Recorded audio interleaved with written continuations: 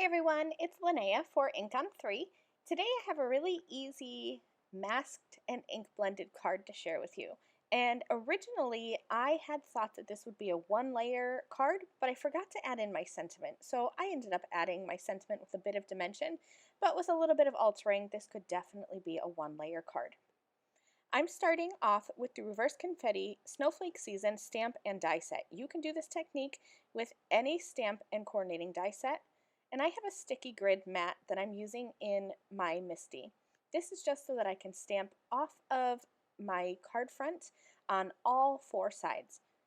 I'm taking all of those snowflakes from the Snowflake Season stamp set and I'm positioning them randomly around my card. I wanted to have it just be a full background of snowflakes. Then I'll pick up all of these stamps with my Misty and I'm going to use InkOn3 Blackout Hybrid Detail ink to stamp these. You can use any color at all because we'll be masking these off and ink blending around them. I wanted to have black just so that they stood out from my background. After I have this first portion of snowflakes done, I'm using my ink off cloth to remove any extra ink that's on top of my stamp, and then I'm just going to move these around.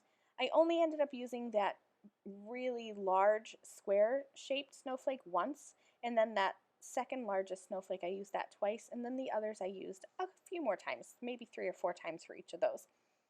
I repositioned those stamps and I'm going to stamp them again with my Blackout Hybrid Detail ink, and I'll just keep moving my stamps around until my background is full. Then I use the coordinating dies and I cut out a mask using Gina K Designs Masking Magic. I cut out a mask for every single one of those snowflakes, even the tiny little ones. Now the good thing about this is that it's quick and easy and there's no fussy cutting at all. If you wanted to fussy cut your masks, you definitely could. I like this technique because it creates a halo around my stamped images. Because the dies are made to cut and leave a little bit of a border around your image, when you use coordinating dies for masking, you're going to get that same white border around your stamped images. So when I do my ink blending, these snowflakes are going to pop off the page and almost look like they have an icy little halo around them. I went ahead and I positioned all of my masks, and don't forget that you can reuse your masks. Even if you are stamping onto post-it notes or onto computer paper and you're fussy cutting, you can reuse your masks. Now I'm going to do some ink blending. I've seen a lot of purple, blue, and pink winter and holiday cards this year, and I wanted to do that too. I love that color combination. So I have 3 colors of Atelier Inks. I have My Jam Purple, Trinity Teal, and Sweet Petunia Pink. I'm going in really heavy with that My Jam Purple. I really wanted that to be a bold color. Then I'm using that Trinity Teal, and this is kind of a medium application. I could definitely make this color darker. I could absolutely make it lighter.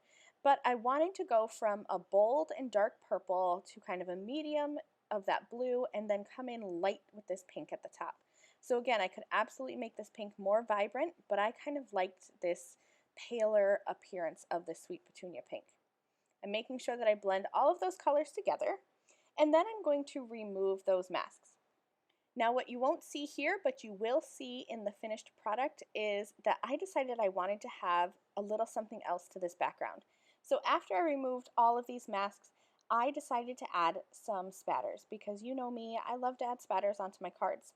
So I replaced all of these masks and I flicked on some Shark Tooth White Atelier ink that I watered down, and I just used a paintbrush for that. But here you can see how those coordinating dies, using the masks with those coordinating dies, leaves that halo. I had meant to stamp a sentiment in the center of my card and then position the snowflakes around it, but I forgot to do that, like I said, and that's okay. I ended up stamping a sentiment from a Reverse Confetti Sparkle and Shine sentiment stamp set and cutting that out with my scissors and popping that up, and I like that little bit of dimension. So I hope this card inspires you to use your stamps and coordinating dies and your Atelier inks to create really easy masked cards. Thank you guys so much for watching. I'll see you again soon. Bye. On the screen now are 2 other videos that I thought you might enjoy. And if you liked this video, please remember to subscribe to my channel. Thanks for watching. Bye.